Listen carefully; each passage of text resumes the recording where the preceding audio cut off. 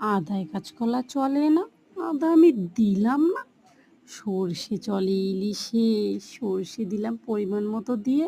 তো দেখো আমি আজকে ইলিশ মাছের পাতলা ঝোল করছি কাঁচকলা দিয়ে। প্রথমে আমি ইলিশ মাছগুলোকে ভেজে নিয়েছি, তারপরে যে জিরে ফোড়ন দিয়ে দিলাম সেই তেলে, তারপরে কাঁচকলাগুলোকে দিয়ে নুন হলুদ দিয়ে দিলাম, দিয়ে একটু ভেজে ওদিকে আমি মশলা করিনি, মশলা কিছুই না, সর্ষে জিরে ও শুকনো লঙ্কা। এবার এই যে কাঁচকলাগুলো ভাজা হয়ে গেছে, মশলাটা দিয়ে একটু নাড়িয়ে চাড়িয়ে আমি দিয়ে দেব জল।